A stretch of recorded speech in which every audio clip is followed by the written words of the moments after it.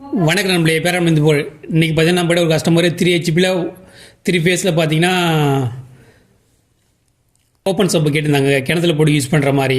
நாமளும் கோயம்புத்தூர் ஆர்டர் போட்டு வர வச்சு கொடுத்துட்டோம். அவங்க என்ன பண்ணாங்க, சாஃப்ட்வேர் இது இல்லைன்னு சொல்லிட்டு புதுசாக தான் வாங்கணும்னு சொல்லியிருந்தாங்க. நாம் அவங்ககிட்ட சொன்னோம் சீமென்ஸில் நாமளே வாங்கி ரெடி பண்ணி தர சொல்லிட்டு.